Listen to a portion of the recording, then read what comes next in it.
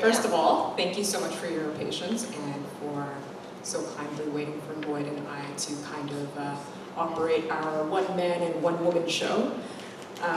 We kind of just want to do a brief introduction for those of you who are not well up to speed on the project, and then we will kind of start this conversation more casually, just because with the nature of the project, one of the main things that we've kind of always prioritized was making sure that not only were our engagements approach equitable, but also in how we engage with residents and also stakeholders and staff in the community.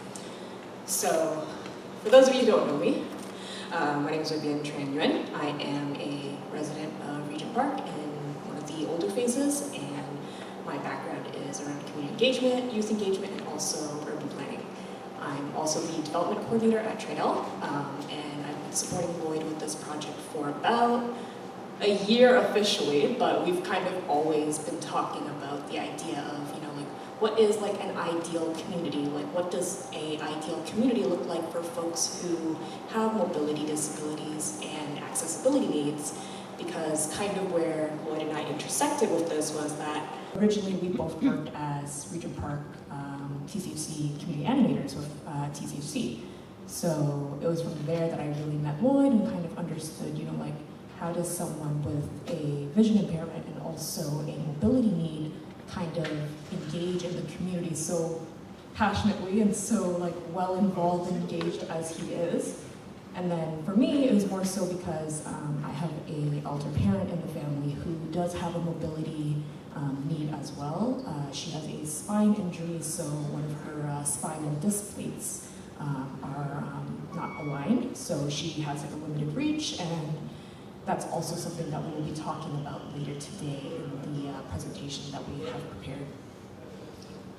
Hi, for those that don't know me, I doubt it. I'm Lloyd Pike. I've lived in the community for 32 years. I've been involved in the community a lot. I am visually impaired. I curl.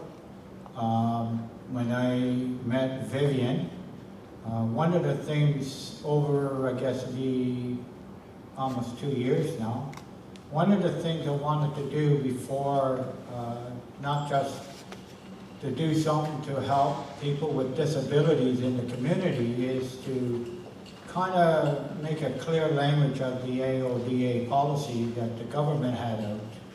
And we started talking about what about people with disabilities and how to get them involved in the community and be a part of the decision making. And we started talking about that, and then all of a sudden a year later it's happened. And am very just stepped out of my comfort zone, and I've never led a project, and I'm good right now and seeing how well it actually is going to come out. But this is not the end of the project, but this is a part of a bigger, wider scan for the project to move forward and to make it bigger and better for people in the community, in Regent, but right across Toronto.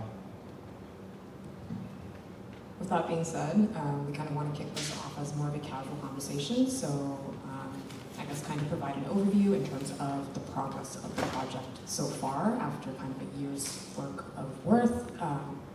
worth of work, and also various engagement initiatives that I'm sure you've probably seen some of us promoting and also doing around the community during this past summer.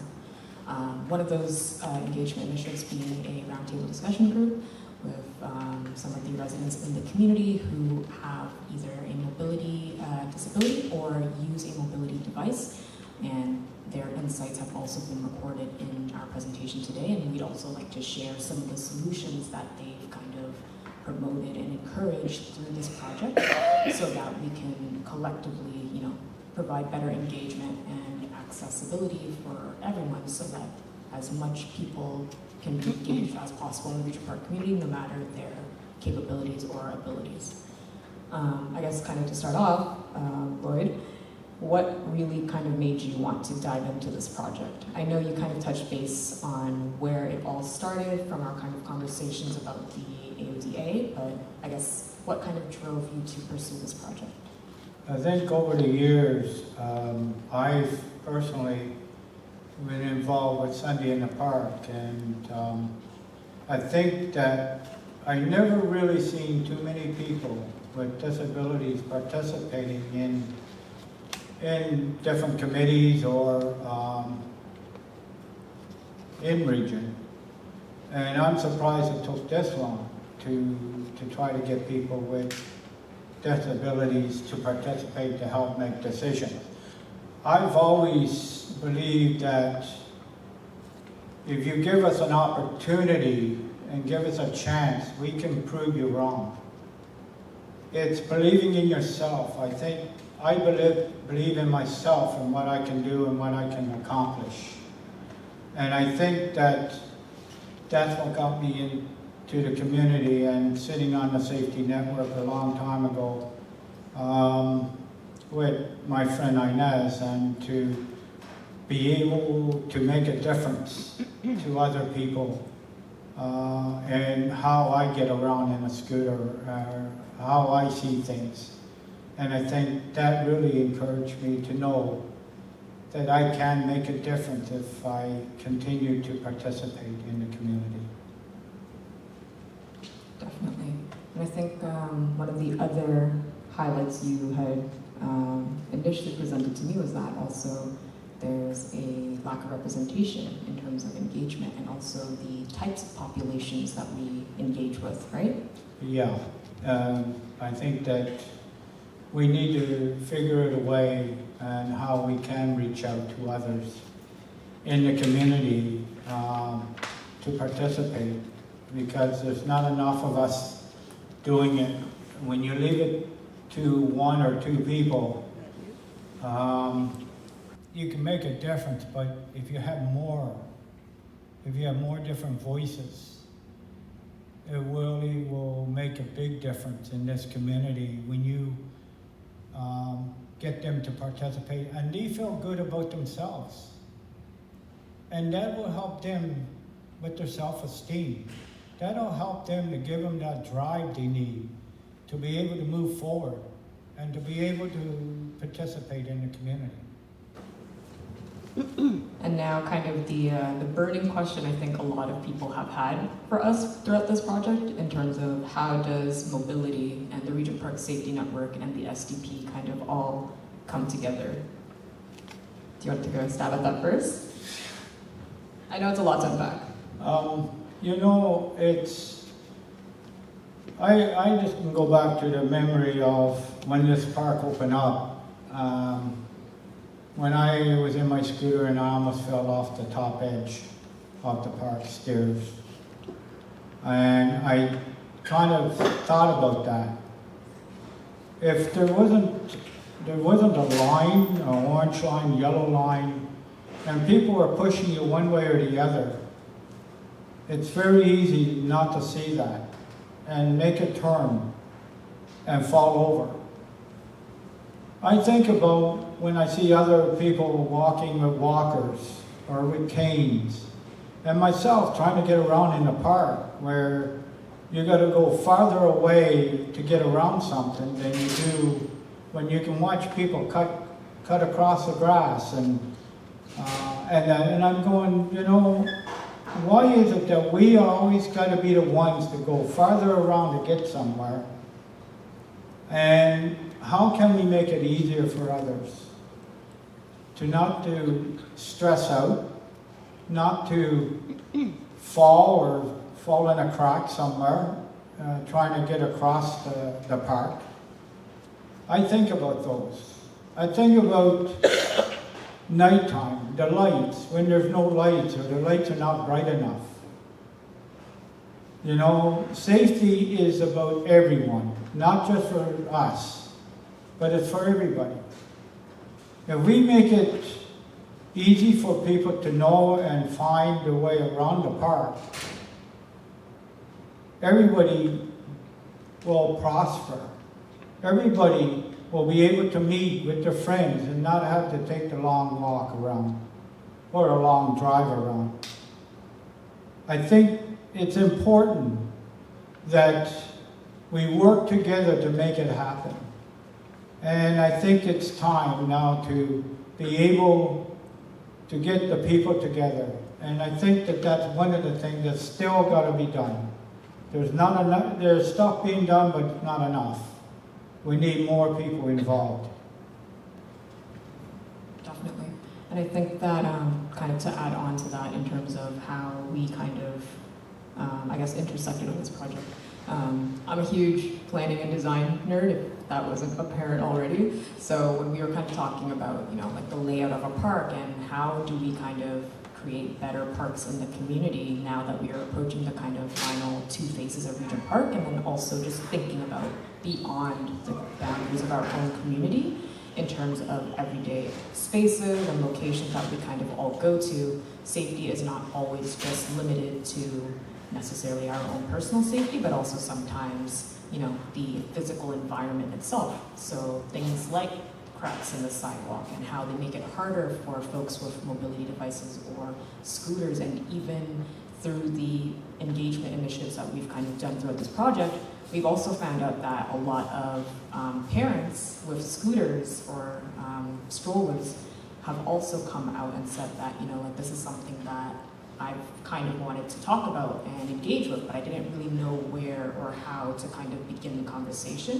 because they don't know if it kind of falls into a more construction-related type of topic, if it's an engagement piece, if it's a design piece. And throughout this project, that's something that we really wanted to kind of explore further, because as we've kind of heard, there's varying levels of safety and in terms of how we interact with it, and also how it engages with not just the physical environment, but how that also limits people from actually going even as far as a 10-minute walk for somebody who's able to turn into maybe a 12 or 13-minute drive around a building just to be able to get into the accessible entrance, for example. But also, it's not just being in the park, it's also in the stores, it's also getting across the street. Some of these corners on the sidewalks, they're about 1 inch to 2 inches off the ground. And if you go fast enough, you damage whatever the motor is in your vehicle. But people don't think about that. They don't think about how slow you got to go across the track. Some people go fast. I take my time now because I know that they're not perfect. If I damage my scooter, I'm without a scooter for who knows how long, because it takes time to get the repairs done. So I think about how somebody walks across the street, how somebody walks downstairs or on a ramp where the ramp is not wide enough for 2 people. That's safety. I think that with this project, I am amazed at what I've seen and what I've accomplished, and how I can interact with people that kind of widens my knowledge.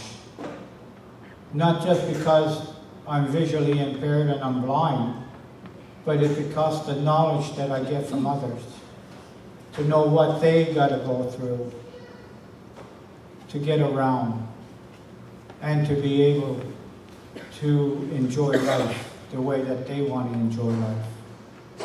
I think that's what it's all about, though. It's making it easy for us to enjoy our life and to make it last longer. Amen to that. Cheers to more life, longer life, and definitely living it to the best of our capabilities.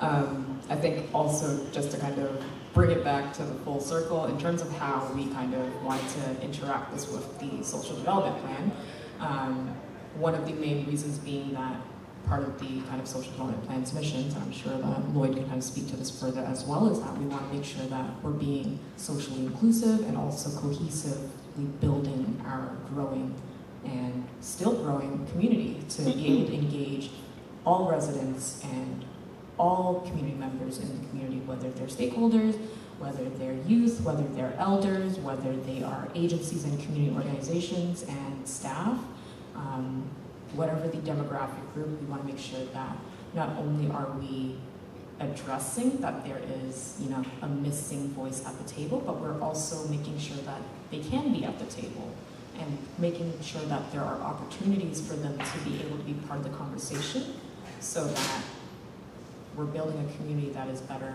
not just for some people, but for as many people as we possibly can.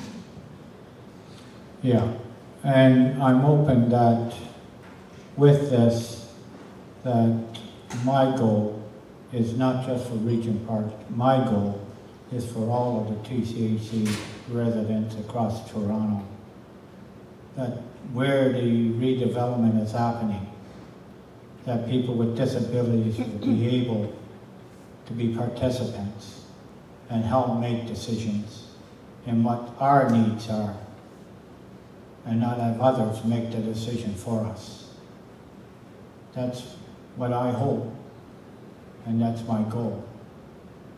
Hopefully it can be made, but this is the beginning of something that I think that will live on for a while, long time, and others can participate. And with that being said, I think one of the first things we wanted to share with you was kind of our findings through our initial kind of needs assessment survey. So back in the beginning of the summer, and just before I continue, we do have some more visually engaging materials to share with you in a bit as well. Lloyd and I are not just going to sit here and host our little talk show the entire time, but we did kind of want to give you a bit of a taste of what we're going to show you. So earlier this summer, and a little bit before the summer as well, around the winter time, this project started out with initial conversations with the city, and at the time we were kind of still brainstorming in terms of like, you know, like what's actually out there? Like, are there existing engagement toolkits that somebody in a different community has already created in terms of how do we provide more equitable and more accessible, friendly engagement opportunities? And what we really found was that, you know, we had initially thought that there wasn't going to be a lot of information, and some of our suspicions were correct. There were programs such as like Access Now and like other programs through the Daniels Corporation that did kind of support the accessibility conversation in terms of more so the physical design, but not a lot on in terms of how we could better engage with residents specifically around the SDP. And as you know, we all know that Lloyd is kind of like the MVP on accessibility at the SDP. He also kind of confirmed that, you know, throughout his time and engagement there, he hasn't really found a lot of, I guess, resources or other materials that we have just kind of floating around the community that really talks about this topic. So after kind of looking at other resources and guides, not necessarily in Toronto at all, we looked at a couple of case studies in Los Angeles and a couple of like in Vancouver.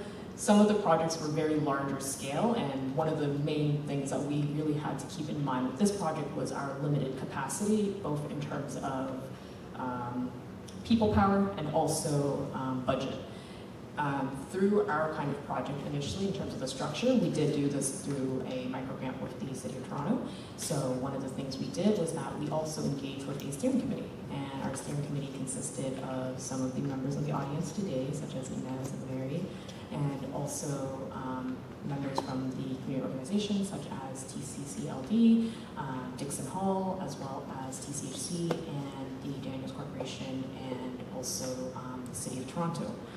And one of the things that we were kind of talking about during our meetings was that, you know, like, where do we even begin? And this is kind of really how we landed on the kind of, I guess, narrowed down topic of mobility, accessibility, and disabilities. Because the kind of broader range of just accessibility and disabilities alone was super, super large, and we found that it was even confusing at times in terms of how we could actually provide solutions and actionable, I I guess, like engagement strategies for the purposes of this project in a way that could actually be done by a community organization or even a fellow resident.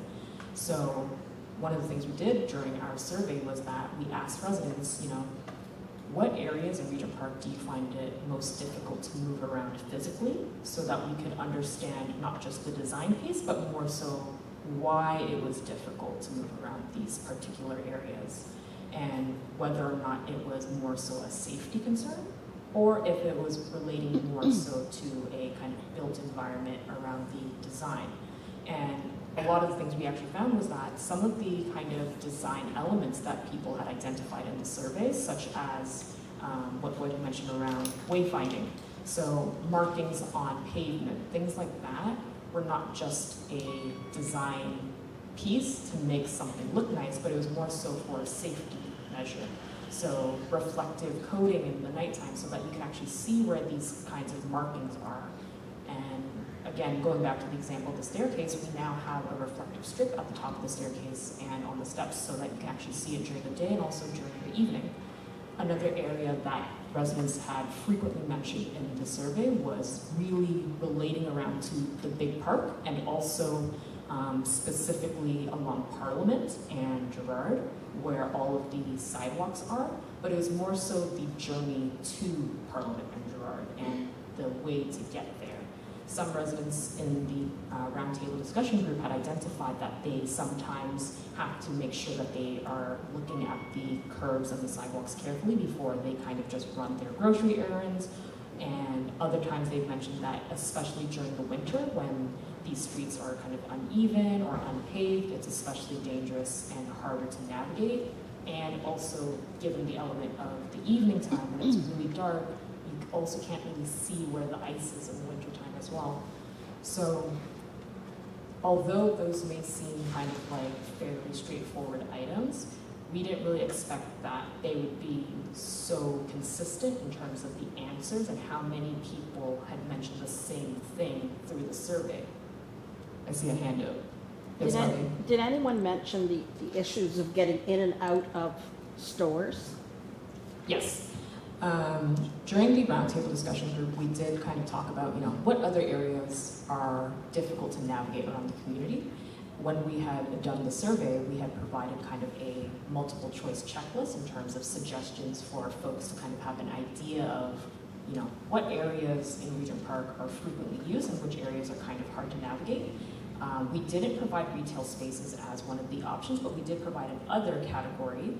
And although they didn't mention it in the survey, it was brought up in the roundtable discussion group. And I think one of the kind of comments made was that the turning radius and getting in and out of the doors is sometimes a bit awkward and not kind of smooth to kind of get in and get out and then to turn in the entranceway.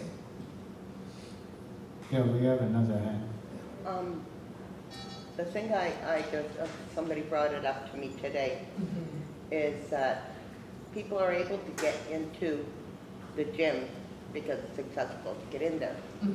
But the machines are supposed to be accessible, but they don't know how to use these machines. They don't know how to get into it. Has anybody ever mentioned that to you? We need a workshop or something where people can learn how to navigate these machines because of their disabilities. Because there's a lot of elderly people would love to use it, Hold on, but I'm they just going to can't pass get the on. microphone to you. No, I'm done. You're done? Okay. I'm done. Okay. As far as I know, nobody has really brought that up about the gym or working with any of the equipment. But that's what I mean. But when we engage, we'll learn about other opportunities for us to be able to learn to use equipment like that. If we do not engage people with disabilities, and how do we know if they can use it or not, unless we engage with them, and if they're willing to talk to us about it. This is the only way that we can do something to make a difference. And issues like that is what it's all about for me. It's making it easy for us to be able to go into a gym or into whatever to use that type of equipment. Yeah. And if we don't know about it, then we cannot do anything about it. Now you know about it. Thank you. Yes, Martha. Yeah, when I'm talking about sort of in the stores and so forth, if you're involved, when they build a complex like this, excuse me, you know, in major buildings, they put, you know, these automatic doors, but the various stores don't have them. And perhaps every store should have one of those things. An able-bodied person just walks in. You open the door, you walk in. If you're in a scooter or a wheelchair, first you have to open the door. If you don't have an automatic thing, it's a real deal. It may be slightly easier for someone in a wheelchair where they're up close and you can grab a door handle. Someone in a scooter can't. It's over, you know, you grab the door, then you have to navigate, get in a little bit, hold that door open while you get your scooter sort of in. You know, and it's really, really awkward to get yourself in and out. If you happen to find somebody who's nice and holds it open for you, you're lucky. But if every store had something like that, it would make it a whole lot easier. And scooters are made to go inside those stores. So it's not the width of the door. It's nothing like that. It's just getting in, getting out. Yeah, you're right there. But it depends on how big the store is and if they got the funds to do it. I say the builders should be doing it. Yeah, I agree with you. It took me 11 years over at the curling rink where I curl to get them to put a little block of wood so I can drive into the arena. 11 years, and you could have got it for free, and he did. But it took 11 years to do it. So, to me, you're right, it does. I think it does have to do with the builders and when they're rebuilding and making new ones. That they got to make it wide enough, but also have an accessible button that makes it that you can just press it and it opens up and you go in. And I think it's just keeping on top of them. That's the thing. But that's having a person with a disability. Yeah, but having close contact with the builders. yeah, but also it's also you know, if you have friends and that can help you to get contacts and then being able to be a part of the decision making. And if you are not engaging people to participate, to make and help make decisions, then, you know, and you're left out, then what's the next step? And that's where I feel that this project and others like it will extend to other people with disabilities that are deaf or blind, and for TCHC. That it's time to be able to do that. And we got to find ways to interact. And that's not happening with TCHC as far as I'm concerned. I see your hand, Gail. Just one comment in response to all of the amazing feedback we've gotten so far, and I'm also very glad that this is being recorded so that we're not missing any of the feedback and the suggestions that's being mentioned. Just to kind of pause right here, just kind of to, I guess, further share what we found through the project, bringing it back to the idea of like which population groups we are kind of interacting with and also engaging throughout, you know, the whole broader topic of mobility, accessibility, and equity. I think one of the early conversations Lloyd and I also had was how do we engage folks with mobility needs, not just as adults, but also with youth engagement.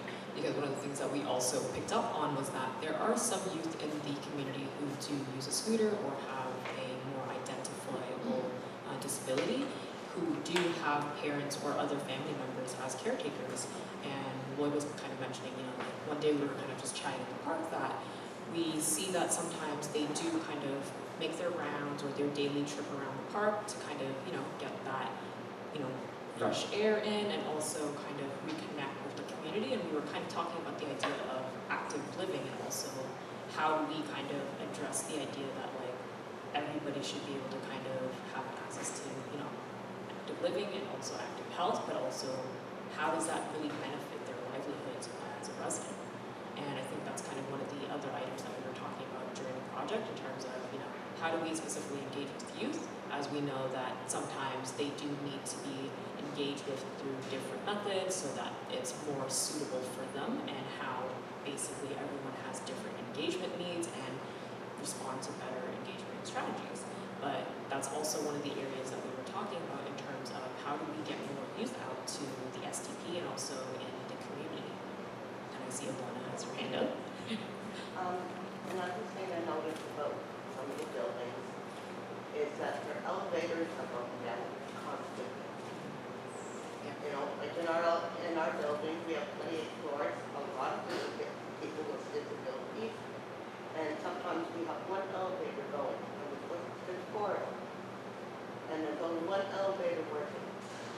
And if that one breaks down, the people are stuck, you know, with wheelchairs, you know, walkers, everything. Like I can't walk downstairs because I have COPD and asthma. I'll never make it. And there are a lot of people with similar problems as me too. And sometimes when I get to my joints are so sore that there's no way I can even think about going downstairs. The elevators need to be fixed and fixed for good, not just a Band-Aid put on them until the next time. Mary? I just wanted to second that, because even in the newer built buildings, it's a huge problem. We basically always have just one going, and the other buildings, like, I guess there's maybe 4 or so that I'm in more often. It's the same thing, even in the newer ones. Yeah, it's a huge problem. Elevators are everywhere. Even in the most expensive buildings in the city, elevators are a problem. There are some parts that are missing. There are some that are missing. Yeah. And we have problems with COVID, bringing those parts into But even before COVID. Yeah, even before COVID. Even before Elevators are, COVID. even, That's an excuse, I'm sorry. yeah, elevators are a problem in the city. There are only about 3 or 4 main elevator companies. And getting good people to look after your elevators is really problematic. Yes, go And ahead. what about the people that are like the workers that come to, like the ones with the gurneys, ambulances, okay? They go and get the person, they're in the elevator and the elevator stuck. What if that person dies in there? You know, there's no way of getting them out of there. It's ridiculous. They gotta stop those Band-Aids and put real work machinery in there. And a lot of the excuses they use, that they, COVID this, yeah, it's more expensive now because of COVID. And they don't wanna pay that money out. COVID is not the problem. No, the companies have raised their prices because of COVID. But COVID is not the problem with the elevators. In a sense it is too, because they're not able to get the machinery because they don't want to pay for it. I think one of the other problems that I think that I notice, and I know that Marlene has brought it up a few times, is in front of the buildings, there's no kind of little ramp or accessible for people that are being picked up by wheel-trans or cabs or things that it's really important for people that are in scooters or walkers. Why do it that you gotta over here, you gotta step down, or why can't they do a little ramp so that you can come down and right onto the to wheel-trans? You know, like they don't think about things, but when we bring it up, they make a big deal out of it. But I think the more that we get involved, the better I think our chances are to push for that. and it's gonna happen. It's just, we need more people that are willing to stand up and help us fight for it. Okay, but you know, that's important. That's another accessibility that needs to be looked at. One of the other things I was going to say was that in the kind of roundtable discussion group, when we were kind of meeting with residents to kind of talk about, you know, not just what the, I guess, gaps in engagements are, one of the things that was also brought up is that sometimes they don't even get any of the information or notices about all the opportunities that are happening in Regent. And as we know, there's always something happening in Regent for somebody to be involved in, no matter what their interest area is. There's probably something for them, and I think this is kind of like a great segue to kind of plug the 4 SDP working groups. So we have some of the representatives here today from each of the working groups to kind of talk more about their specific working group and what their working group kind of supports. At the end of the event, we're going to have kind of at the end of the presentation, we're going to have a kind of period for, I guess, kind of everybody to kind of learn more about the working groups, and also kind of just to mix and mingle in terms of asking any questions you may have about their current initiatives and any programs that they may have currently in place. With that being said, I'm just going to... Oh yeah, sorry, go ahead. Yes, my questions are, it is a hard facts, not problems. Anytime I read anything across there, I find it a problem, so. The short answer is yes. Okay. You know, for me, I think there are some very important questions that are coming out of this conversation and this project that you must, you have a responsibility to bring those to the all candidates debate, right? You'll have city people there, and you'll have, you know, these people that want to be politicians, and you have to be asking these questions. I mean, why would you not have a ramp? If you are talking about accessibility and you've created an act around that, why is it that there's not a ramp, for example, to get off this sidewalk, get into your transportation? I think we feel if we don't ask those questions, I think we also need to ask the question of the CDC, how many people have accessibility needs? Maybe they may not have the exact number, but I asked that question 3 years ago, and I was still able to get back to you in person.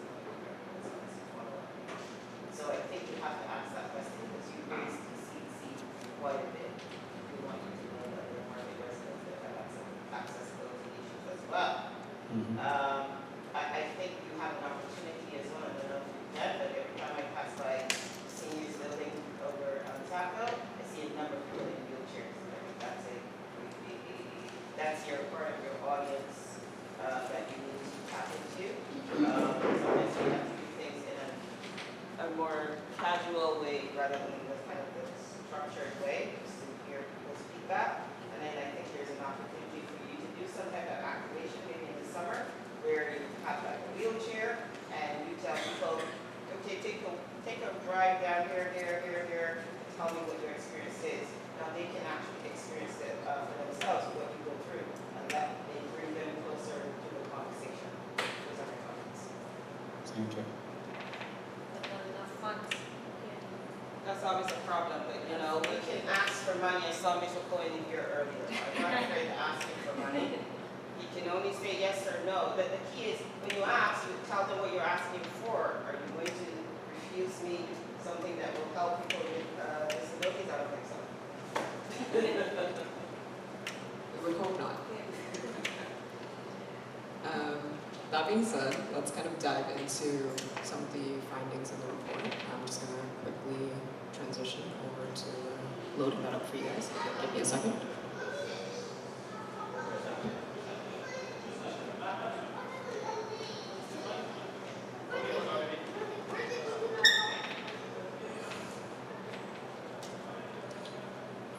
And we do think about it. I mean, I think about it, and I always talk to people about it, about the buildings and, like, I mean, they did it for the TTC at the bus stops. if you realize that they do have ramps that you can get on to the road and get onto your transit. But why can't they then do it for the buildings? And this is something that TCHC has got to realize. And not just TCHC, but all buildings. If they got people living in them that disability with wheelchairs or scooters or walkers, whatever, they should do it. And I agree with you, Gil, is that to go to these meetings where they're running to be in the council or whatever, to bring them up. I think that's important. And people like us got to start getting involved in going to them. Because I think the only way we're going to make a difference is we start standing out and up and making sure that they know who we are. And that we're not going to back down this time. That we'll just keep pushing forward. Because I think it's time. It's been too long. And why is it that we got to struggle so much to get what our needs are when other people don't? And yet, they always talk about us, and they want to make sure we're good, but I learned all talk, no action, don't make anything. Go ahead. Yes, Marlene, go ahead. In a situation that I know a lot of the buildings have is that in front of our doors there is grass, and Wheel-Trans comes up, and you need to walk over the grass to get to this. Well, in the winter, that turns into a sodden, muddy mess. And for 7 years, I hounded Parks and Rec to say grass is no good. We need it. Tile. Oh, please don't do this one. Okay. And I hounded them and hounded them and hounded them. And they said, no, we have to have grass.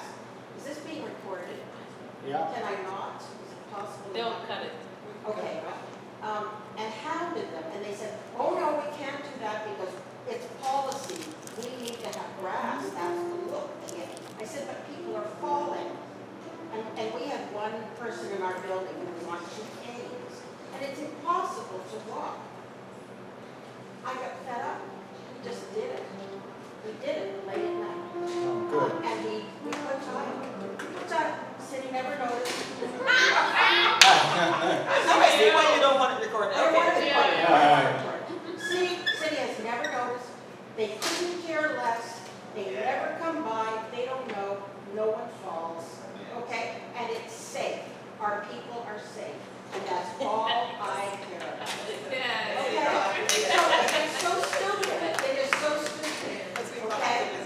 And this is what we literally did. I know it was in the wee hours of the morning. Actually, we did this. We brought in a really quick crew and all the stuff. Down it went. And it's been safe ever since. So it is bizarre that the city should say this. And, you know, I think you have to go after them en masse. Yeah. And say this is a ludicrous. There's no reasoning in it because you have a design. If you think that this is the way it's going to be, you're going to put people at risk. The most vulnerable people you're going to put at risk because you have a design. And we still don't have our cut down. And what we need is a cut down. And we're planning to do the same thing. We'll just put a cut down, and they'll never notice the difference. Anyway, yeah, please. So No, now I agree with you. Now you can report.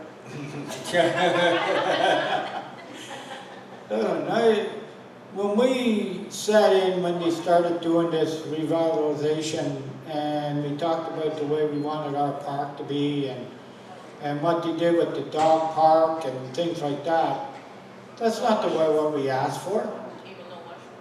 You know, like, they put the wrong stuff in the dog park. The dogs barely, I see dogs in there, I don't know why. You know, I see more out on the grass than I do in the dog park. But yeah, I agree with you, Marlene, that the more that we got to be forceful in a way that they don't forget us, and that it's time to start to make a difference, and that their eyes will be open and their ears will be listening. And I think I think that because they have a job in the city hall, they like to listen to one and let it out the other one and do whatever they want anyway. But this project that we did, that we were starting to do, and I'm glad to get this part of it done, is for me to take a chance on myself, to step out and to try something and lead something. But not just for me, it was for people with disabilities. It's for people in this community that try to get them to participate in what's going on in Regent Park and in this community, that they will feel good about themselves and give them confidence to participate in the groups and what's going on here. Because I'll tell you, if we don't get enough of us in here and our voices are not being heard, nothing's going to happen for us. And other people are making decisions for us. And if we want our voices to be heard, then we got to be involved. Yes. We need to hold a rally. You know, like everybody who has accessibility problems Yeah. should just go down the street and protest. Well, Go ahead. my feeling about doing that job, because they said, like, the other people on the board said to me, well, what if the city comes back and, you know, wants to tear it out? I said to them, I was going to lay down on the top, and I said, I dare them. You know, bring in the media and let's see what they say and shame the city into it. Yeah. And my feeling was, let other buildings do the same. It wasn't expensive. Do it yourself and dare the city to rip it up. Just dare them to rip it up. Because it wasn't an expensive solution. And we got what we wanted, and nobody did boo. So for some of these things, sometimes the city needs to be embarrassed to take action, Yeah. you know? And I think we've got to do that to TCHC You know, sometimes. and maybe we get, you know, take one simple thing and get together and go around from building to building. Put Yeah. some cut downs. Get some donations, put some cut downs and do it ourselves and dare them to rip them. Just dare them. You know, I mean, this is, you know, action. Civil disobedience. Sometimes civil disobedience, because this is like 10 years, I've been here now 10 years. And for 10 years, in my knowledge, we've been complaining about this. And this, you know, what they don't realize is that when we who have disabilities do anything, we have to plan what we do. An able-bodied person just walks out the door. Nobody with a disability just walks out the door. You plan what you do, where you go, how you do it, how you get there, how you open the door, how you maneuver around. Everything takes much more time. And it's a big deal. Oh, you yeah. know? So I think you get together, and if it takes a little bit after 10 years, civil disobedience, I think it's worth it. And also, it takes us longer to get around, right? Everything. And yet, people that can walk and run and that, they don't take They that don't long. think about it. No. So, you okay? Ready to go? Okay. Okay, now we'll give you some of our, some feedback on what we came up with, the good and the bad, you know. And we always like to make sure that people, that if you have other ideas, just write them down and put them on that piece of paper there and whatever, and we will do our best to move forward and try to get some of these things done. This is a great transition for me to introduce our very, very supportive city staff, Miss Daniela Costello. She is handing out the handouts right now to you. Daniela, do you want to kind of introduce yourself really briefly? I feel like you just did. So good afternoon, everyone. My name is Daniela Costello. Thank you, Vivian, for the quick introduction.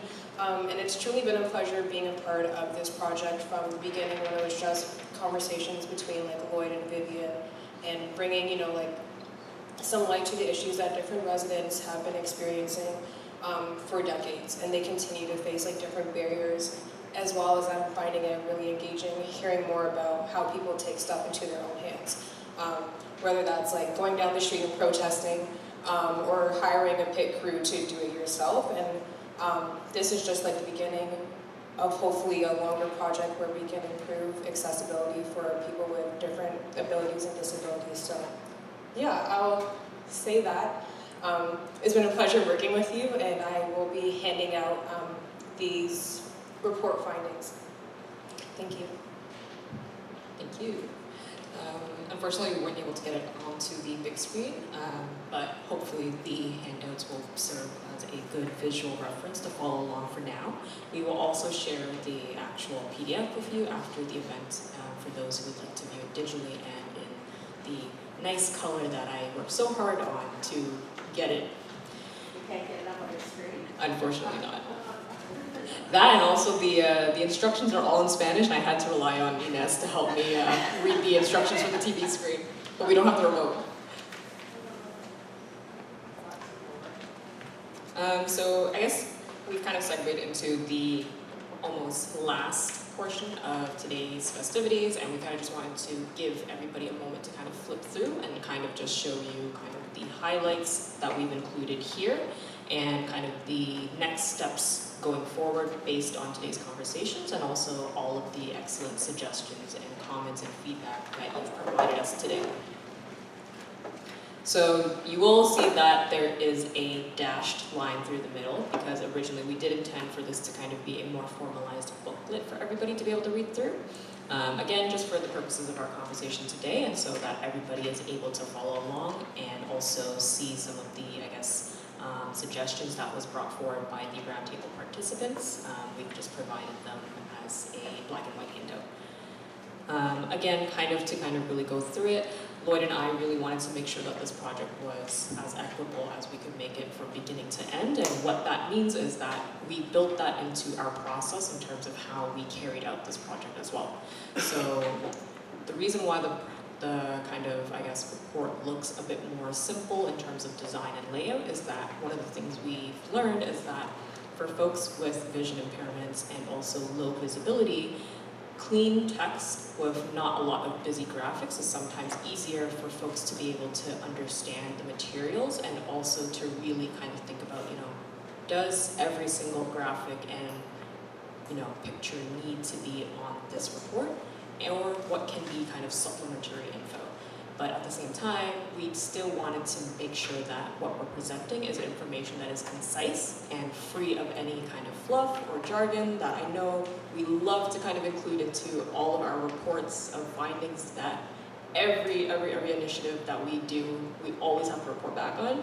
So for the purposes of this project, we've kept it fairly simple, and we hope that it's kind of easier to understand, not just for residents, but more so for community stakeholders, agencies, and organization staff, so that everybody is on the same page, and at the same time, also for groups of folks who don't necessarily speak English as their first language, but at the same time, youth, elders, adults alike.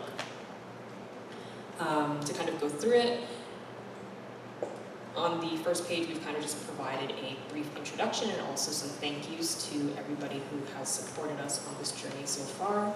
I didn't tell Lloyd this, but this was going to be a bit of a surprise. I kind of wanted to make sure that we captured all of his efforts so far on this project and beyond in this report, because this is not just a one-off or kind of an anomaly. This is something that he really has kind of lived through and also experienced through X amount of years in the community.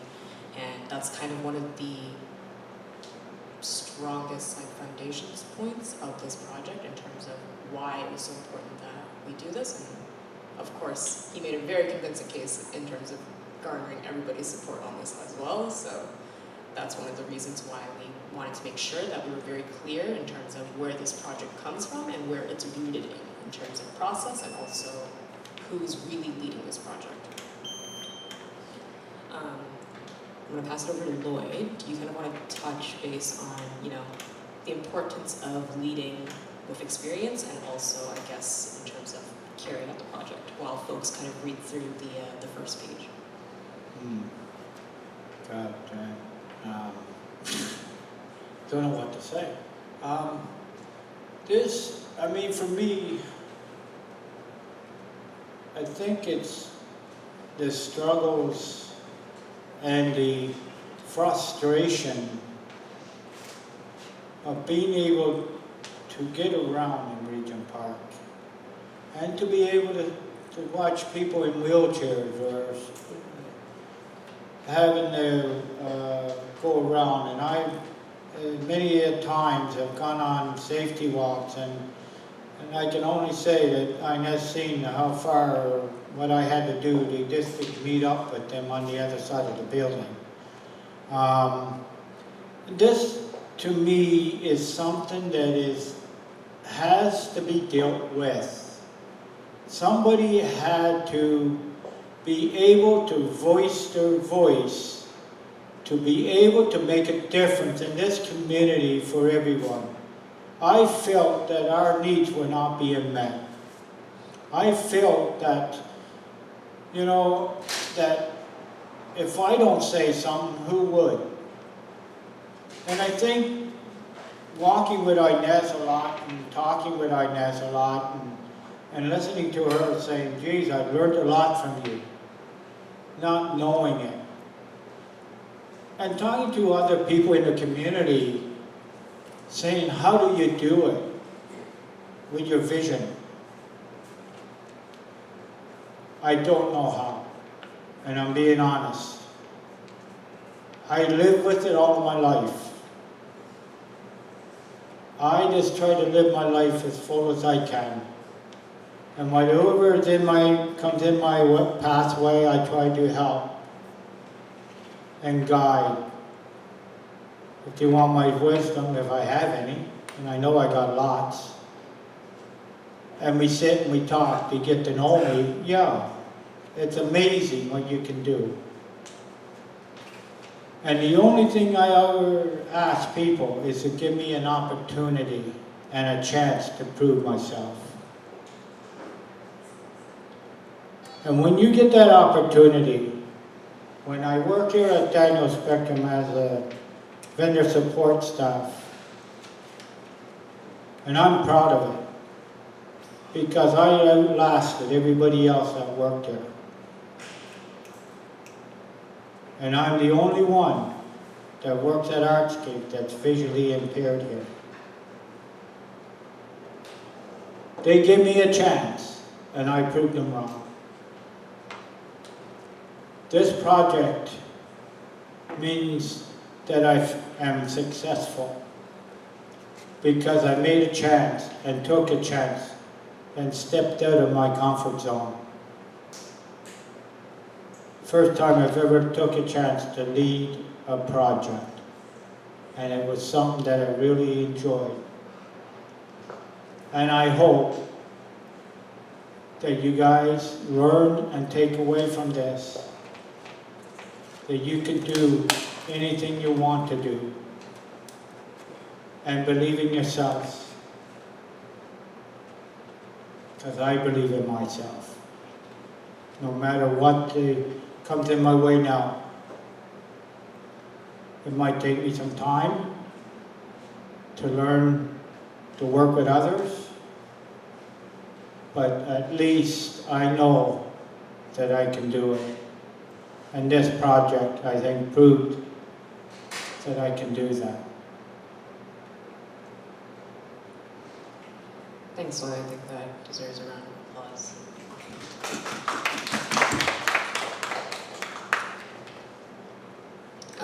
Now moving on to the report, you'll notice that probably didn't make sense, and the reason being is that that dashed line in the middle is actually an interactive piece. You do kind of have to fold the report in half for it to be a full-on booklet, but nonetheless, they can still be read as standalone pages. Just to kind of highlight some quick statistics from our survey. So, as mentioned earlier, some of the areas that residents had identified that were difficult to navigate included the crosswalks and also the big park. About 75% of folks who responded to the survey did mention that along the streets or crosswalks and intersections were areas that were most difficult for them to move around. In second place, it was tied for the big park and also their own unit or townhouse. And this was something that was heavily mentioned in our roundtable discussion group, as we do have actually all of our roundtable participants here today. So I'd like to just give my thanks to them in the audience, but they also did mention that one of the difficulties navigating the community was in their own unit and also around their building. I don't mean to put the roundtable participants on the spot, but I would love if you could also share some of your kind of comments and feedback on this as well, if you're able to. And I'm staring directly at Abigail. Yeah, Abigail, do you want to kind of talk about, kind of what you talked to me and Lloyd about in the roundtable around how difficult it is to even just navigate your own unit? Yeah, but then I was talking to you about that last time. In my own unit, they said, I think it's called ODA, Ontario Disability Act. They came and installed the power seats and the bars and washers, but it's not meant to be for me. They said they have the standard book for them, but it's not for someone who's wheelchair bound like me. So I never use them now. I have the chair, it's too low, and the bar is too high for me, so I just use my wheelchair when I go to the washroom. And when I talked to them, they said, you have the rules, and this is what you have to do. So every time I talk to someone in a building or a maintenance or whatever, they tell me this is what we have, and they show me the book that they have, instruction. But everyone has different disabilities and have different needs, but they don't know that. And that's what you have to say to them. If you come in, you have to see which disability are in the building and how they use it. If they have bar for me and it's too high, I can't use it. Then why it's happening? And you think it's too low, but they have to go. Okay? Yeah. So this is one of the things in my unit. Hello? Yeah. In my unit, the stove is too high, kitchen cabin is too high too. And they said this is the law that we have to do. And that's it. So in my unit, it's like, it's not my unit. But I manage, so that's it. We had a question, if you don't mind sharing which building it is? 225 Soma. Yes.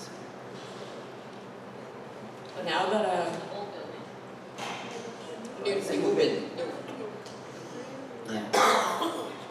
Marlene? Yeah, I think one of the other problems is too, is there are there's disability equipment that would accommodate him, but the city won't pay for it. Like, I don't know whether you ever go to the disability show, but there's equipment that moves up and down that would be absolutely wonderful, but the city won't pay for it. And that is a real problem. Like, there's all kinds of stuff out there that would support us who have problems. So you have to pay for the darn stuff on your own. And Even in my case, I talked to my OT about it. Yep. She was trying to convince me that I have to use it different. I told her, listen to me. Sit in my wheelchair Yep. and stop using your legs and then tell me what to do. Yeah. So she told me, you don't have to do that. You have to reach out. Don't tell me when you stand in what I should do. yeah, exactly. But Exactly. But the point is, there is equipment, okay? Like, when I went to the show, I saw these things where people were in wheelchairs, always in wheelchairs, except when you have to transfer. And the wheelchairs move up and down. So if you're, if you have to reach your stove, if you have to reach up to your counter, whatever. It does that, but the city won't pay for that, you know. Just in my case, I just came kind of 2 years ago. Yeah. And before that, I didn't have. I used to make everything by myself. Yeah. So I have this stuff in my house. I have the police support in my property. Yep. I can use that. I have the rubber I use. Yep, I yep, manage. So yeah, but many like I people said, maybe I can't. should go to the show and see what they Oh, you need to go to that show, once a year it happens, you've got to see what's out there. But, you know, it's not everyone can make their own stuff. But, you know, the city, the province won't pay for this stuff. And it's a whole lot cheaper to get the right equipment than it is to sort of outfit an apartment.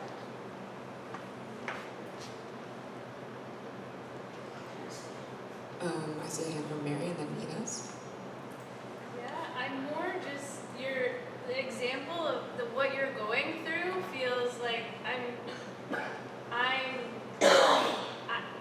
don't even know what to say exactly, but I'm just like shocked that they came into your apartment and you are there and you are saying, I can't reach that, I can't bend that way, and they're saying, but the book. Like They I show feel me like the book actually. And I I feel- told the guys this is how we're gonna do this, and I show them how it's transferred. yeah. Then I start using it. I feel like that example is exactly what's wrong with all of this. And I'm sorry that's happened to you because it's like that is the disconnect that's happening. It It's happens your all the time. home and you should be able to use it. So thank you for sharing that. That's really opened my eyes a lot. Anyone invited to our house to see what happens. Yeah, But yeah. So, that's why I was asking if it's a new building, because I know, my mom has the accessible unit, and those ones, they do have where you pull and bring it down. With the stuff, so the TCC new accessible units, they do have those.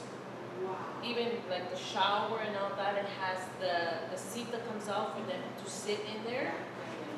It has the bars for you to hold on in the shower and then beside the toilet. And in the kitchen it has to pull down and all that. It's a height, but I guess too, I don't know, yours. I'm not what for these. I'm ready.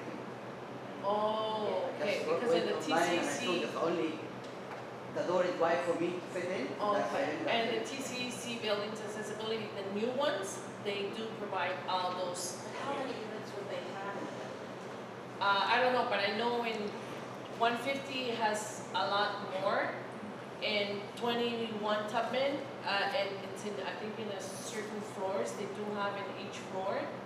They'll have one unit in each floor. I might have 2 in each floor, but they do have it, and it is easy for people with wheelchair or, That's fantastic. so they do have that. So now you see there's an inequity issue. Yes. As though it's not a TCC building, there's the inequity issue. And I think we have to Yeah. recognize this is not just a TCC issue. This is about equity. Everything, yes. Right? So you have somebody who's in a market building who doesn't have the same accessibility support as someone who's in TCC. That's wrong, right? Additionally, I went to the event that Dennis had at the Union Place there, sorry. But they said, you know, that their units are now accessible units. And if they're saying that, then they should maybe go back to the units that are currently here. We should request that for those to be fixed. Right? Because they're touting it big time for us, that's their promotion. So, you know, that Yeah. it's not translating. But at the same time, like with Lloyd, in the laundry rooms, it's in a level where he can bend down. That's an issue where it's a problem where accessibility in there, that it's not high for them or lower for some people, right? It's hard, so those are the things that issue, but I know with, like I said, with TCC, they have units where it's accessible for them to, with that. It does, you pull out, it comes down, and then you pull it up and it goes back into its place. Yeah, I've got that in mind, but what they didn't do, and one of the problems that I see that's got to be really worked on, is they went and changed the washers and dryers, without even consulting the tenants of the building. Now, my floor has the washer and dryer. They're smaller than the ones we had before, and I can't even bend down the door. And now they're telling me, oh, well, you need somebody to help you. You can't do it on your own now. And I wonder why, you know? But this is where the problems begin for people like myself and others, is that we don't get consulted in when you change washers and dryers. Because the other ones you had in there, they were nice and big, no problem. But you know what, I agree. I mean, all buildings should be the same, equal for everyone, not just for certain people. The other thing is, where do you park the scooter? I take mine, actually I have 2 scooters. Me too. I park mine in my living room kitchen. My bathroom is big enough I can park both of them. Your bathroom is big enough to park both? Yes. The washroom is big. My washroom is big. It's big. I couldn't park a chair in my bathroom. But what I do is I park one by the door because it's a sliding door, and then the other one is I park beside, this is by my TV, so it's like my bedroom is in between, so I can park one in front of it and behind, beside it. But, you know, the thing is that these accessible apartments, that the one I have is a 1 bedroom and it's great, but I don't have a balcony. Right? So I can't go out anytime. If I want to go out and have a cigarette or have friends over that have cigarettes, I got to leave the building. So, anyway. Sorry, Lloyd, Yeah, go ahead. Question. Yeah, go ahead. I just wanted to say that they promote that they have. Sorry to interrupt you, 1 second. They promote that they have accessible units for us. So but everyone have different disabilities. So when you go, it's like see what fits you, not the standard. It's like in my unit, like I said, they have the stuff like someone have vision issues. Everyone have different. So how we should start being in the committee that say what we need and how we need it. That's the issue. And the other stuff is that when you do the safety walk, most of the pavement, like you said, you have to go around. And when we're doing the mapping for Access Now, the app, I talked to someone from Daniel, and I said, this pavement needs to be fixed. They said, this is the city. So, which part is the city, which part is Daniel, which part is the new construction company is doing, all that stuff. So, could I? Yeah, go ahead. So that when we do the safety audit through the safety network, we do bring somebody from the city, TCAC, or Daniels Corporation, and security in order for them to know which, and then there's a piece of paper, and then it gets written down for who it belongs to. Yeah. Do you want to ask a question, ma'am? Not a question, but I was thinking, yeah, I guess. So all these buildings are built by Daniels and even the TCAC unit. Why there's so much difference? It's made private to the TCAC. I don't get it. I'd like to find out that answer too. At the same time, TCAC unit, the accessible unit, we can identify by looking at the door. There's a different, they put like a little metal thing, so we identify that's an accessible unit. I don't know if private market they have it or not. Even the TCAC unit, I see so many apartments in there. They have a space to park their wheelchairs, like they have a space. They created it, especially their bathroom. I seen it like it's like a bigger than my bedroom, to be honest, right? And also, I'm wondering, you see these streets, and then people they're doing it, constructions and everything, and they're forgetting it. There's a new building, people are moved in there, and then they have so much accessible issue, like they cannot go through the sidewalk. They have to take the street, and then when they go in the street, I've seen so many people struggle, especially with the vehicle. Oak Street, along Oak Street. Let me see. Oak and revert to Oak and it's really tough time. Even as a child, I'm taking a child with them. I can't able to walk in there. There's no space at all. And I can imagine people with a wheelchair, how they can go. I think one of the differences between TCHC and I'll say the condominiums is that you buy a condominium in a private, and in TCAC you're renting. There's a difference.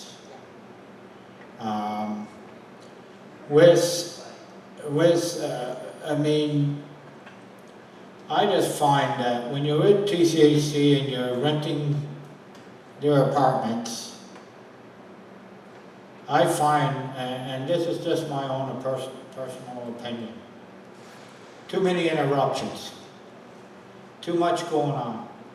You always got the alarms going off, they're always being tested. I don't know about the privates, but I think that for somebody that's visually impaired and also with other disabilities, we're not really all the time informed in what goes on and when they're doing their testing or whatever.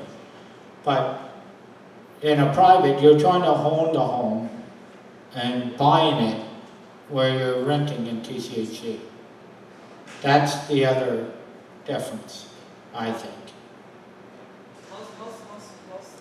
Go ahead. Most of the condos are rentals. Oh, are they? Yes, they are. Okay, I didn't know that. Yeah, I wanted to say the same thing. Oh, okay. A lot of, I think the vast majority of my building anyways is rental. Oh. And so, yeah, so most of our neighbors are renting. Oh, a lot okay. of the condo owners don't actually live in Oh. there, they're doing it Oh, for so they investment. just buy them and rent them out then? Right? Yeah, and charge a lot. Okay. So just to clarify, Yeah. it's not black and white. Yeah. See, I think one of the problems, and this is, with people with disabilities, we have so much that we need access to have it built for our needs. And they're building them, but not thinking about who's going to be living in them. And I think some of the times that it's sad that people like ourselves, like I can't buy one. I mean, I'm not making enough money. As soon as I win the lottery, then I will. But the thing is, if you're building it for that particular person, they should be involved in the way it should be built. And I'm happy, I guess, with my apartment, but, the thing is, you gotta be for everybody. Not to make it separate or anything like that. Let us all live together as one, and let's try to make it accessible for everybody, not just for certain people. But we do have to be, with this project and with what I've been doing, I'm hoping people learn from it and people have more conversations and more good ideas, not just to bring ideas that not going to be worked on and bring them all of the situations, but let's think of ideas and how we can interact to make it happen, to make it better. We can all sit here and talk about problems, but what's the solution? Unless we get together and we talk and we communicate with one another and with the organizations or the people that are involved, none of this is going to happen. And if we're going to make it better for us and for others, then this is where it's got to begin. This project was great, and now we got to work out and make it bigger and make it more successful for other communities in TCHC that are being redeveloped. And make sure that the people there that got disabilities is more my concern and where my heart and my energy is for us. I've never done this before, and I'd like to see more. And I hope that we get more ideas and more opportunities to do this type of thing. I was pointing because I think he can't see you, so you go first, then I will go last. Just to raise the hand. So you Like go this. first, you're your priority. Yeah, you go first. You go first. Now I was gonna say first, okay, like the nice lady said, don't record this. Yeah, I came through the desert in Africa, Sudan, Eritrea, Egypt, Libya. I worked like 2 years without wheelchair. So just, in how we say that, give me someone to talk to. Give me an enemy to fight. Give me an obstacle to go through.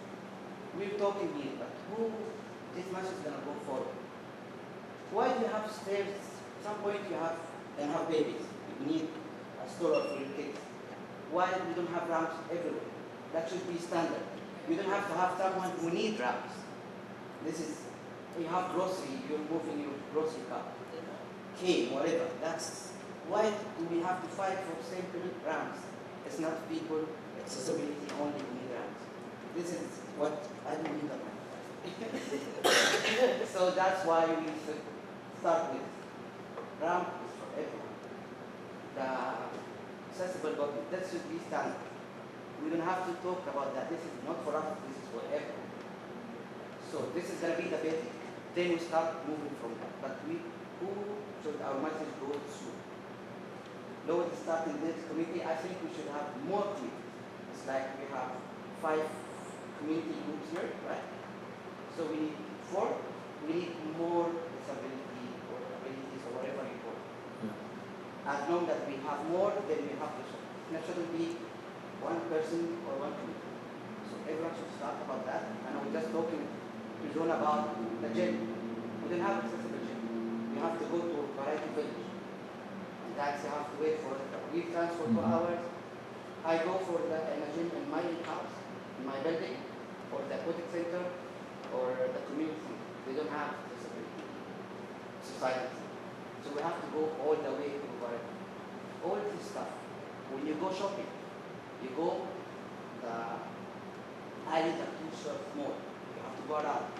And sometimes when they have the arrow go left or right, it doesn't fit you. So you have to go the other side. And you find someone telling you, no, you have to go this way. But it doesn't fit my wheelchair. All this stuff. Who we should talk? We're going to talk among ourselves for how long? So this is the fight we should fight. We should stop talking to us. Start talking on the street, and I think you saw me in the community. I'm in everywhere. First, because I came to Regent Park almost a year now. But I don't like being kept in one place. I don't think that I'm in a wheelchair. This is like my shoe. So I have to go everywhere. I need to be everywhere like everyone else. It's, I don't know if it's right to say that, but we're not different. You're taller. You're older. I move differently. That's it. So I should be able to go. I don't have to go around like this and move the table and wait for someone to see me and move the chair for me. Everything should be designed from the beginning. So we should be in every committee from now. We get started building. So shouldn't be Lloyd just talking. Everyone move from here. Start talking. See people in the street, see the wheel trans, see the, what's called, Tim Horton, wherever you go to the manager, go to the staff, and tell them, so they should know it's not the disability issue, it's everyone issue. It's like, again, I don't know if you right say that, it's like when the black people fight, LGBT start fight. It should be the fight that everyone know about, and we start having that, so it's in everyone's mind. How we do that?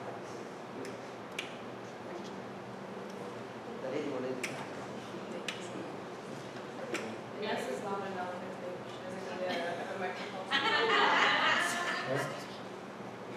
Thank you so much for that. Actually, that was similar to what I was going to ask. I guess first to Vivian and Lloyd is maybe I'm jumping ahead, but what are some out of the research that you did? Were there solutions or next steps that folks identified, and then if so, how can we get involved? Because what I'm hearing is there's so many pieces, right? There's things that are in your unit that you're living in your home right now. There's an entire other section of a community being built. So there's things in your own home, and there's the park that I'm hearing in the crosswalks that need more work. Plus engagement. So yeah, where do we start? Where do we start? Thank you, Mary, so much for that wonderful transition, because I was trying to get us back on the positive side to today's presentation, and it was around, how do we move on and how do we move forward, and what are the strategies and the tactics that everybody has kind of shared with us throughout this project. And it's astoundingly simple seeming, but it is not. And one of the reasons why the report has been created the way it has been is because we really wanted to really nail it in there that even the bare basics in terms of what should be provided in terms of just simple support for better engagement and actually getting people to come out and be engaged is not being met. So how can we start at here when we're not even meeting people's needs at the very lowest level here? And from the survey and from the roundtable participation, roundtable discussion groups, the participants identified that it's simple things like having the tech support prior to an event and an engagement activity, not during or afterwards, so that they're not following along or that they can't keep up, or even things like having physical hard printed materials before an event so that they can review it ahead of time. And those were two of the most popular kind of suggestions that we actually received.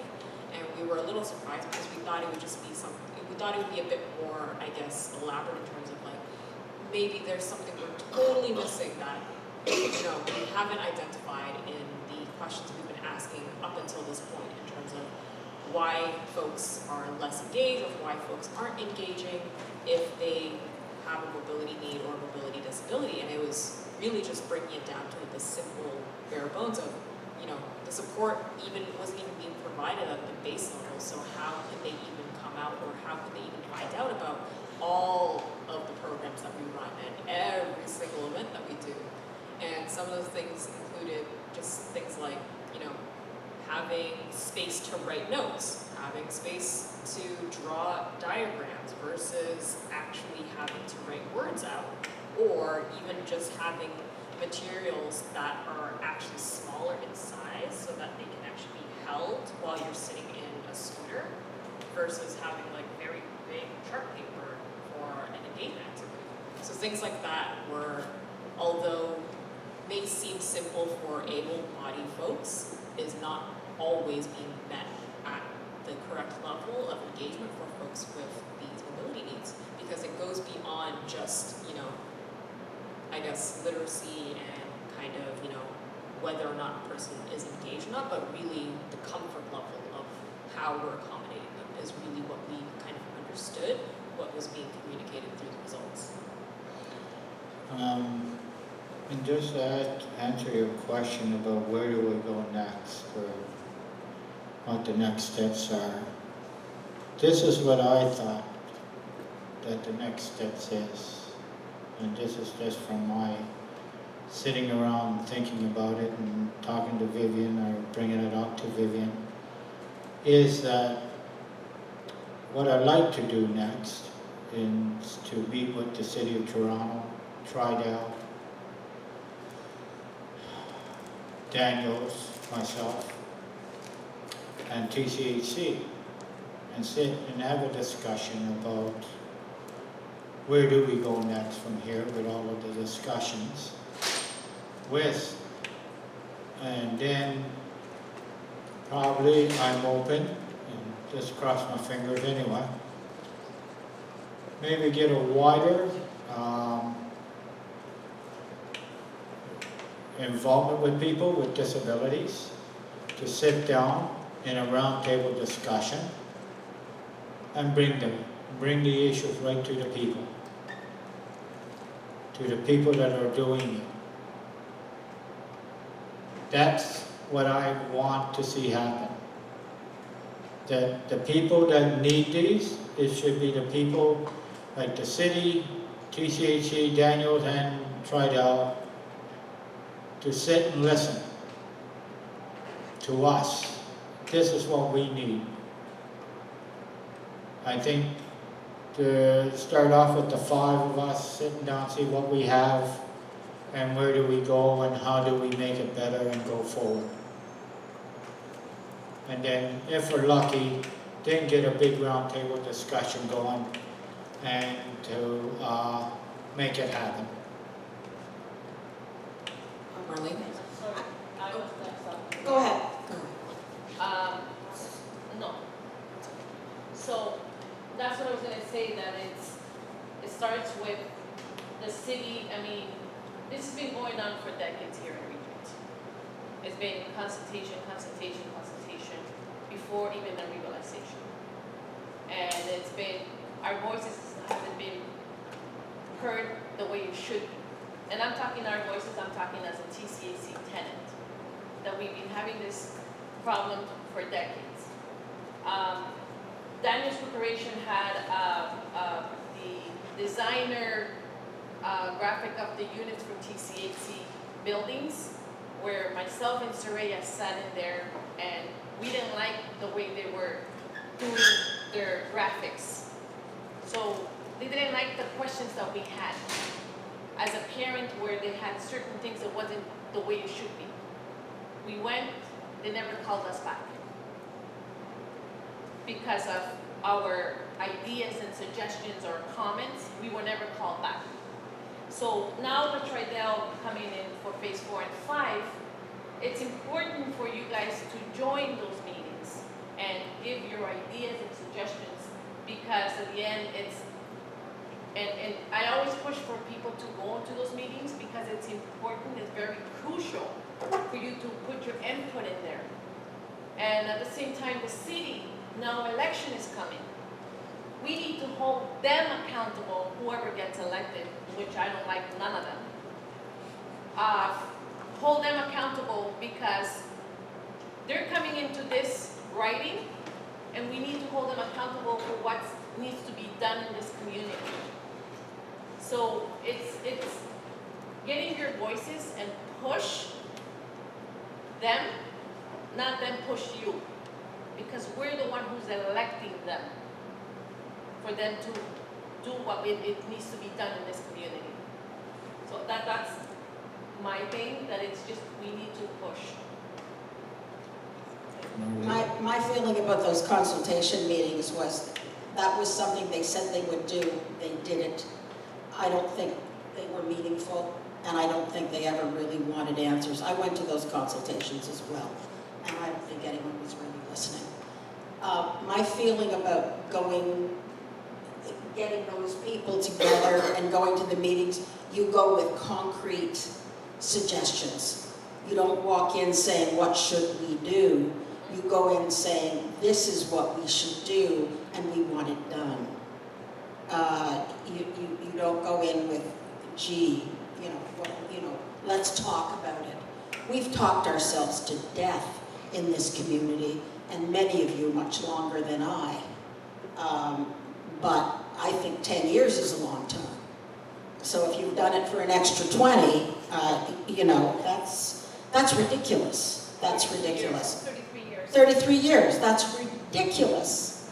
1 year and 6 months. 1 year is too long. So what I'm saying is, we work as a group, we come up with maybe 5 concrete suggestions. I mean, look, one of the things they need to do in the park is look after the grass. I think able-bodied people have difficulty walking on that grass with the potholes. Anyone can turn an ankle on that. Our scooters can go over that grass. You shouldn't have to go all the way around. I take my scooter on the grass, but I have to watch for potholes or I'll damage my scooter. So you know, this is something that can be done. So you come up with 5 or 6 concrete solutions and put them on the spot and say, when are you going to have it completed? And then hold their feet to the fire, every one of them. I agree. That's it. First, I want to thank you all for coming out. Do anyone have any last suggestions, questions?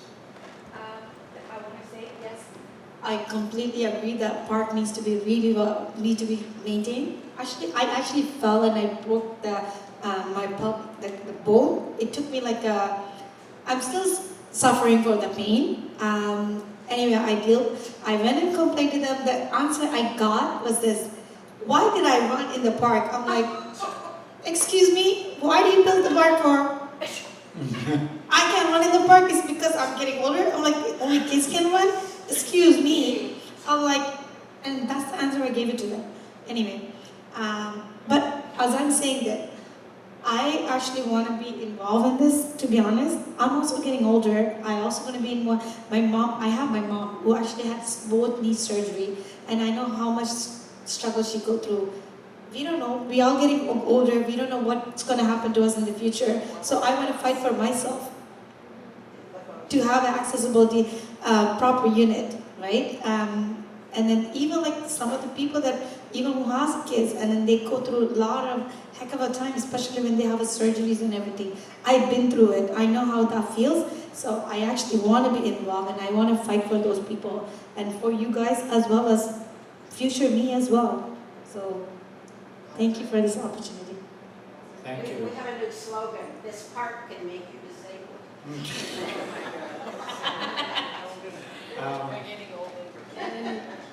No, I agree. I mean, I've seen a lot of things in this park and a lot of people, you know.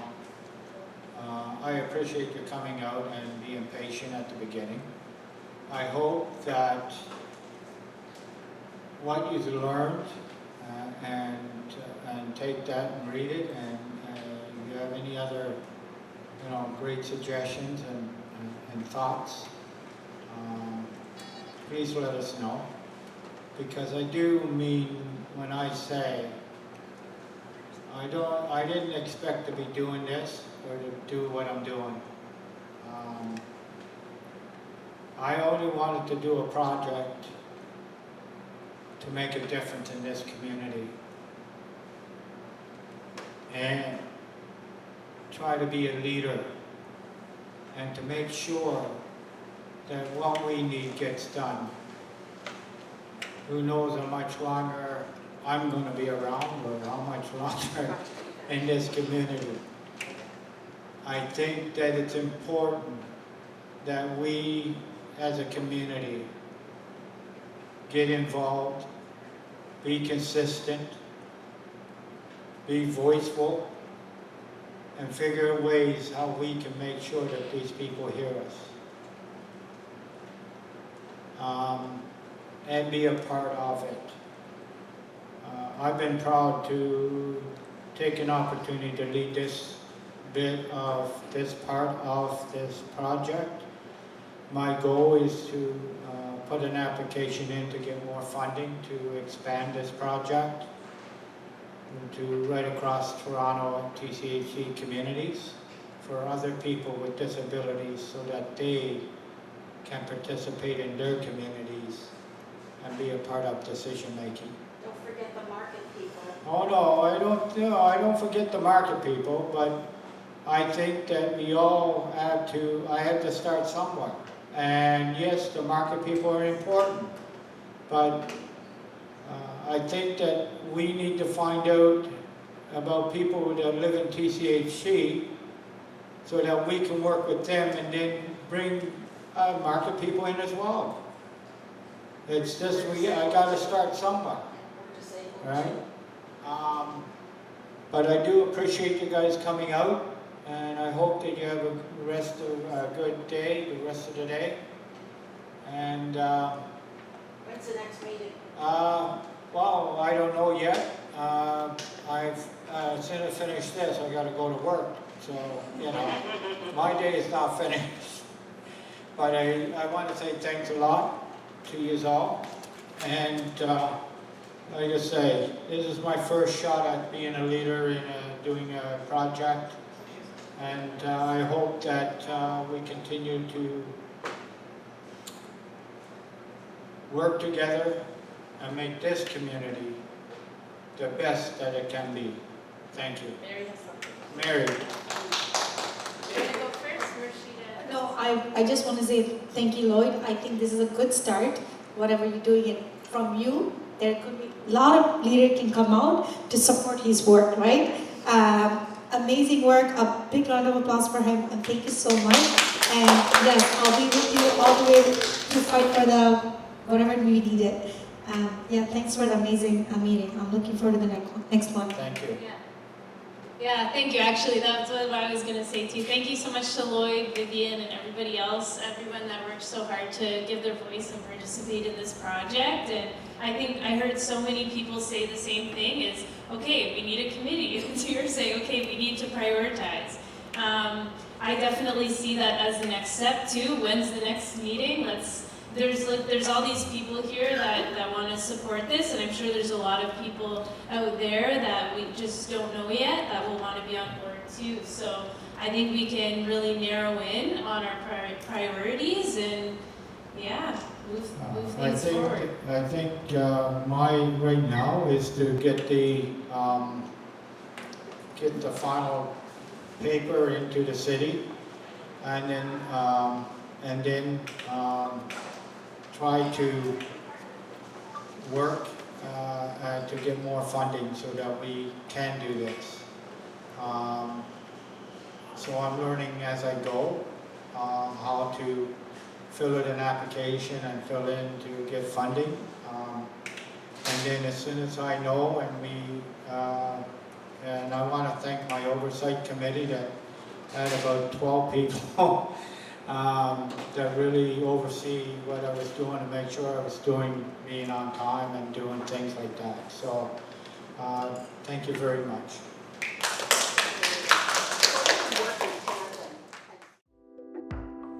Make sure to like, comment, and subscribe, and hit that little bell notification.